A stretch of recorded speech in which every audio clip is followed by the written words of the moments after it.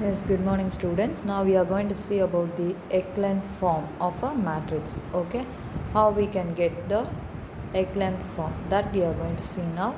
And using this form we can find the rank of the matrix. Already we found the rank of the matrix using determinant. Now we are going to see how to find the rank of a matrix using echelon form. So before going to the topic, what is the echelon form, we will see.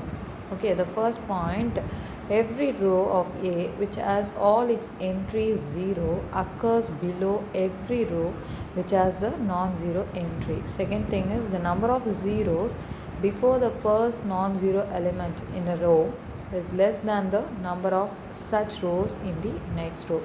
Now you can see this definition with the example. See the example now. So actually what is given is, they will give the matrix. Okay, you are having 3 by 4 matrix.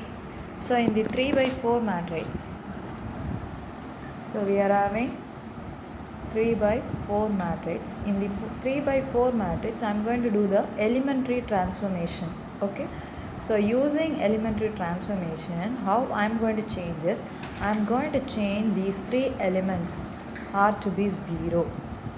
Okay, so here I change the second row, first element to 0. In second row I am making one element to be 0. That means in the next row I should change 2 elements to be 0. According to that I am going to do the elementary transformation. Okay, here I am having 2. That means how can I get 0 using first row? 2 minus 2 becomes 0, but I am having here 1. So 1 into 2.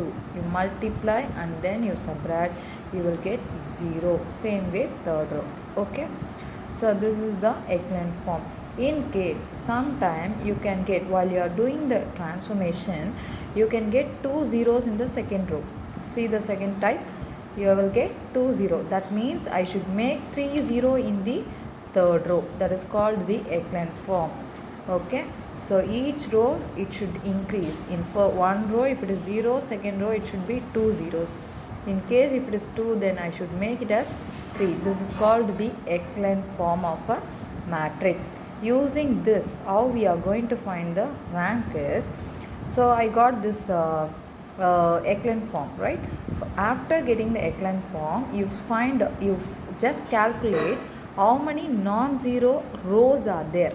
Okay, the elements should be non-zero. Okay, here see this, in the first row I have a non-zero element, so 1. In second row also I have a non-zero element, that is 4, 1 minus 2, so it is 2. Then in third row also I am having non-zero element, 3 minus 7. So the rank is 1, 2, 3. So rank is 3. Here the rank of A is 3. Clear? Same way, in the next also if we see, I am having all the 3 elements contains the non-zero elements. So here also the rank of A is equal to 3.